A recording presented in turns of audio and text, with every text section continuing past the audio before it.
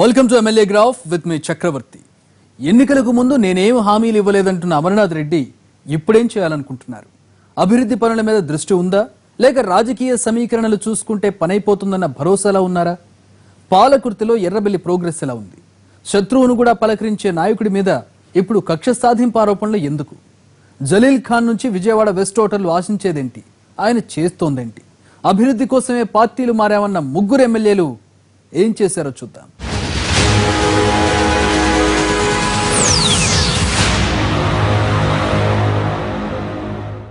Party మారారు, మంత్రి పదవి దక్కించుకున్నారు. మరి లోకల్గా అమర్నాథ్ రెడ్డి మీద అభిప్రాయం ఎలా ఉంది? పలమనేరు వాసులు ఏమని విశ్లేషిస్తున్నారు? ఎమ్మెల్యేగా ఇచ్చిన హామీల్లో ఎన్నింటిని నెరవేర్చారు? మంత్రి హోదాలో తన నియోజకవర్గానికి ఏం చేయాలనుకుంటున్నారు?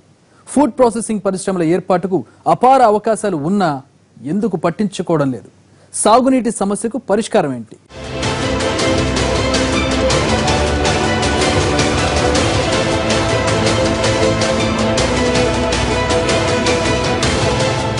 చిత్తూరు జిల్లా పలమనేరు నియోజకవర్గం బెంగళూరుకు దగ్గరలో ఉంది. గంటన్నర ప్రయాణమే. వాతావరణం చల్లగా ఉంటుంది. నడి ఎండాకాలంలో కూడా ఉష్ణోగ్రత 35 డిగ్రీలు దాటదు.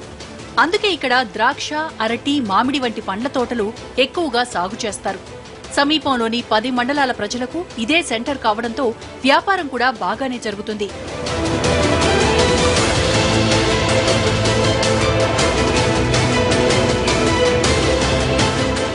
పండ్ల తోటలకు తోడు బీడీ పరిశ్రమ కూడా వేళ్లూనుకుంటోంది. ఇక్కడి ముస్లిం మహిళలు ఎక్కువగా బీడీలు చుడుతుంటారు. నియోజకవర్గం మొత్తం మీద రెడ్డి, పల్లిరెడ్డి, బలిజ ముస్లింలు ఎక్కువగా ఉన్నారు. బోయ, ఇతర బీసీలు కూడా ఉన్నారు. ఒక్క వీకోట మండలంలో మాత్రం కమ్మ సామాజిక వర్గం బలంగా ఉంది. పలమనేరుతో పాటు పలమనేరు రూరల్, గంగవరం, బైరెడ్డిపల్లి, పెద్ద పంజాణి మండలాలు నియోజకవర్గంలో ఉన్నాయి. సెగ్మెంట్లో మొత్తం ఓటర్ల సంఖ్య 2,29,242. 2014లో 2,850 ఓట్ల మెజారిటీతో వైసీపీ నుంచి గెలిచిన అమర్నాథ్ రెడ్డి టీడీపీలో చేరి ప్రస్తుతం మంత్రి అయ్యారు. మొదటి నుంచి ఈ నియోజకవర్గంలో టీడీపీకి పట్టుంది. అమర్నాథ్ కుటుంబం తెలుగుదేశంలో ఉన్నప్పుడు వేసిన పునాదులు తర్వాత ఆయన వైసీపీలోకి వెళ్లాక కూడా ఆయనకు ఉపయోగపడ్డాయి. గత ఎన్నికల్లో కొందరు టీడీపీ సీనియర్ నేతలు లోపాయికారిగా ఆయనకు సహకరించారన్న టాక్ ఉంది. హామీలేవీ ఇవ్వకుండానే పొలిటికల్ ఈక్వేషన్స్ తో గెలిచానన్నది అమర్నాథ్ రెడ్డి అభిప్రాయం. ఎన్నికల్లో స్పెసిఫిక్గా ఏమి నేను హామీలు చేస్తానని ఎన్నికలకు వెళ్ళలే. కాకపోతే చేయాల్సినవి చాలా ఉన్నాయి.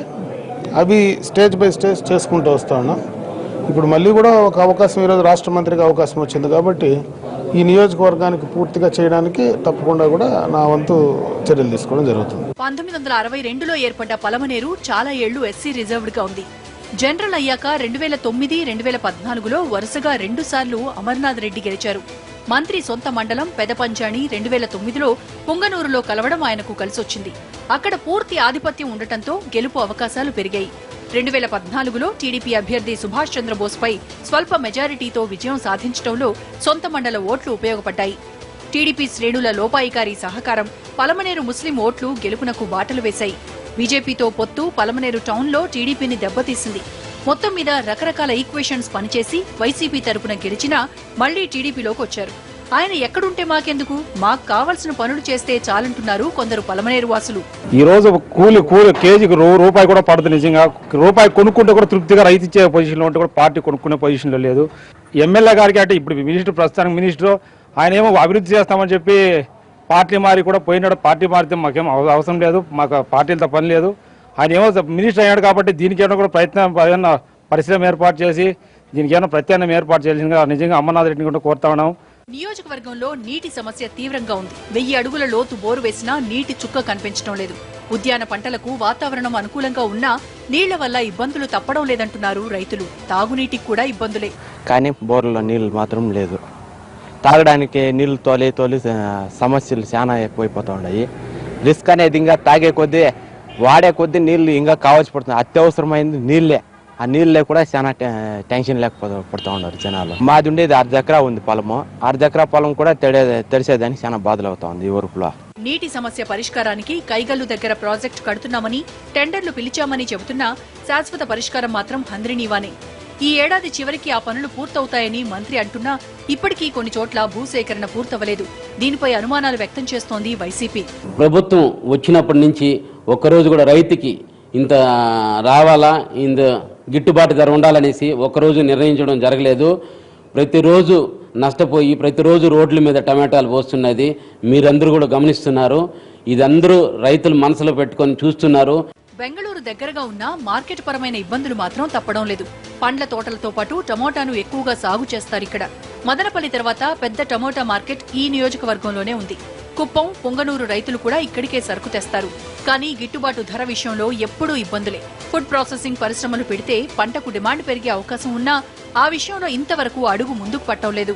ఇక్కడ ఉండే కంపెనీలు ఏం చేస్తా ఉన్నారు, మన ఇండియాలో ఎందుకు కంపెనీలు పెట్టకూడదు, బయట దేశాల నుంచి ఎందుకు తెచ్చిస్తున్నారు, ఇక్కడ రైతులను ఎందుకు అభివృద్ధి చేయకూడదు, ఇక్కడ కూడా ఏదైనా మార్కెట్ యార్డ్లో అభివృద్ధి చేసి రైతుకు గిట్టుబాటు అయ్యే ధరలో చేయొచ్చు కదా. ఇలాంటివి చేయకుండా బయట దేశాల నుంచి రప్పించి వాళ్ళని రప్పించి వీళ్ళు రప్పించి ఎందుకు ఇలాంటి పనులు చేస్తా ఉన్నారు అని మేము బాధపడతా ఉన్నాం రైతుల కోసము. వస్త్ర పరిశ్రమల ఏర్పాటుకు అవకాశాలు విస్తారంగా ఉన్నాయి. కానీ భూసేకరణ పెద్ద సమస్యగా మారింది. గంటన్నర ప్రయాణమే కావడంతో రోజు పెద్ద సంఖ్యలో స్థానిక యువకులు ఉపాధి కోసం బెంగళూరు వెళ్తుంటారు. కానీ రోడ్డు విస్తరణలో తాత్సారం ఇబ్బంది పెడుతోంది. బెంగళూరు చెన్నై రహదారిలో పలమనేరు చెక్పోస్టు దగ్గర భారీగా ట్రాఫిక్ ఆగుతుంది. టెండర్లు ఓకే అయ్యాయని సమస్యను పరిష్కరిస్తామంటున్నారు మంత్రి. అంటే ఇక్కడ ల్యాండ్ అవైలబిలిటీ అంటే ఏపీఐసి కింద కొంత గతంలో గండ్రాస్పల్లి దగ్గర ఒక ఇండస్ట్రియల్ ఎస్టేట్కి సంబంధించి ల్యాండ్ టేక్ ఓవర్ చేయడం జరిగింది. దాన్ని కొంత ఇండస్ట్రీస్ వచ్చాయి, ఒకటి 2-3 గతంలో వచ్చాయి. ఇప్పుడు దాంట్లో ఉండేటువంటి ల్యాండ్ అంతా కూడా ఇండస్ట్రీస్ని అట్రాక్ట్ చేస్తున్నాం. చాలా కంపెనీస్ వస్తున్నాయి. అన్నీ కూడా ఆ ల్యాండ్ను పూర్తిగా కూడా ఇండస్ట్రీస్కు తీసుకునేదానికి ప్రయత్నం చేస్తున్నాం. ఒక కౌండినియాకి సంబంధించినటువంటి రిజర్వాయర్ ఒకటి కంప్లీట్ చేయడం జరిగింది. దానికి అనుసంధానంగా గంగన సిరిస్ అనేటువంటి రిజర్వాయర్ కూడా మనం పనులు మొదలు పెట్టాలా, అది కూడా ముఖ్యమంత్రి గారు క్లియరెన్స్ ఇవ్వడం జరిగింది. దాని ద్వారా ఈ పట్టణ ప్రాంతాల్లో ఉండేటువంటి వాటికి తాగునీటికి ఇబ్బంది లేకుండా చేసేటువంటి కార్యక్రమం ఒకటి. అదేవిధంగా అటు వీకోట బైరెడ్లపల్లికి సంబంధించి మాకు అక్కడ కైగల్లు రివర్ ఒకటి పారుతుంది. దానికి సంబంధించి కూడా ముఖ్యమంత్రి గారు క్లియరెన్స్ ఇవ్వడం జరిగింది. దాని త్వరలోనే ఎస్టిమేట్స్ ప్రిపేర్ అవుతున్నాయి. అది కంప్లీట్ అయిన తర్వాత అక్కడ త్రాగునీటికి సంబంధించినటువంటి కార్యక్రమాలు తీసుకోవడానికి అవి 2 అవకాశాలు ఉన్నాయి. వైసీపీలో 3 ఏళ్లున్నా ఇంకో నాయకుడిని ఎదగనీయలేదు అమర్నాథ్ రెడ్డి. దీంతో పెద్దిరెడ్డి రామచంద్రారెడ్డి నేతృత్వంలో పనిచేసేలా గంగాధర నెల్లూరుకు చెందిన రాకేష్ రెడ్డికి ఇన్ఛార్జ్ బాధ్యతలు ఇచ్చారు. అయినా ప్రభుత్వ వైఫల్యాల మీద ప్రతిపక్షం పెద్దగా స్పందించడం లేదన్న అభిప్రాయం ఉంది. రాజకీయ వ్యూహాల్లో దిట్ట అయిన అమర్నాథ్ రెడ్డిని ఎదుర్కోవాలంటే ఖచ్చితంగా దూకుడు ప్రదర్శించాలి.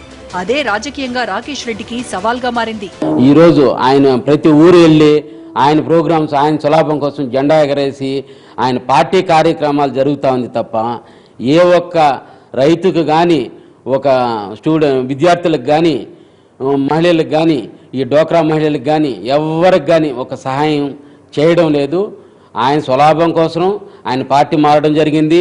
ఆయన ఈరోజు మంత్రివర్యులు చేసుకొని ఆయన అనుచరులకి ఏదో చేయించుకునేసేసి ఈ ఇసుక మాఫియాలు ఇట్లాంటి వాటికి సపోర్ట్ చేసుకొని వాళ్ళు చేయడం తప్ప అంతేగాని ఈ మన ప్రజలకి, ఈ నియోజకవర్గంలో ఉన్న వాళ్ళకి ఎవరికి ఏమి మంచి జరగాలనేసి వాళ్ళ మనసులో లేదు, వాళ్ళు చేయబోరనేసి నేను తెలియజేస్తున్నాను.